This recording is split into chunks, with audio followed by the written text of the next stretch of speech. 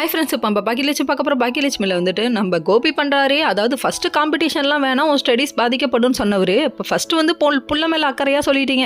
இப்போ வந்துட்டு பாக்கியா சொல்லிட்டாங்கிறதுக்காக வீம்புக்காக பண்ணுறீங்க. வீம்புக்காக எதையுமே பண்ணாதீங்க. அதாவது ஹஸ்பண்ட் அண்ட் ஒய்ஃப்குள்ளே இருக்கிற பிரச்சனைனால பாதிக்கப்பட போகிறது குழந்தைங்க தாங்கிறது உங்களுக்கு ஏன் தெரியலங்கிறது தான் புரியல.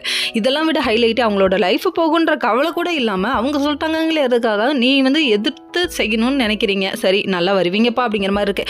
இதெல்லாம் ஒரு பக்கம் இருக்க. இதெல்லாம் பார்த்தோன்னே நம்ம ராதிகாவுக்கே புரிஞ்சிச்சு. அவங்க பொண்ணு மேலே உள்ள அக்கறைக்காக நீங்கள் செஞ்சால் சரி, ஆனால் அதுக்காக நீங்கள் வந்து பாக்கியா மேலே உள்ள கோவத்தில் செய்யணும்னு நினைக்காதீங்க. இதில் இனியாவோட ஃபியூச்சரும் கண்டிப்பாக பாதிக்கப்படும். இந்த வேணாம் அப்படி சொல்லிட்டு ஃப்ரீ அட்வைஸ் நிறைய கொடுத்தாங்க. கொடுத்ததுக்கப்புறமா நீ திறந்த மாட்டல, நீ திறந்தவே மாட்டே அப்படிங்கிற மாதிரி ஆயிடுச்சு.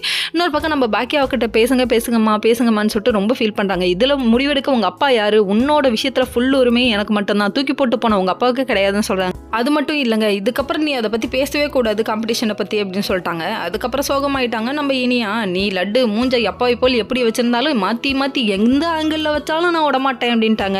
மறுநாள் எனக்கு விடிஞ்ச உடனே அந்த டைம் பார்த்து எழில் வந்துட்டு பாக்கியா அப்படின்னு சொல்லிட்டு அப்படியே இன்ப அதிர்ச்சி. இவர் தான் பாக்கியா பிள்ளையாச்சு, அதனால இன்ப அதிர்ச்சி கொடுக்க வீட்டில் உள்ள எல்லாரும் ஹாப்பியாக இருந்தாங்க. அந்த டைம் பார்த்து நம்ம பாட்டி மட்டும் அழுதுட்டு இருக்காங்க. இதை பார்த்தோன்னே ஏன் பாட்டின்னு சொல்லி கேள்வி கேட்க, உங்கள் தாத்தா போனதுக்கப்புறமா என்னை மதிக்க மாட்டேங்கிறாங்க. இவங்களோட மனநிலைமை எந்த அளவுக்கு வீக்காக இருக்குங்கிறது தெரியாமலே வீட்டில் உள்ள எல்லாரும் விளாட்றாங்க. அதுக்கப்புறம் நம்ம இனியா சொன்னதெல்லாம் நினச்சி ஃபீல் பண்ணுறீங்களா பாட்டி அப்படின்னு சொல்லிட்டு அதுக்கப்புறம் சாரி கேட்டு குடும்பமே சேர்ந்து அழுக ஆரம்பிச்சிட்டாங்க.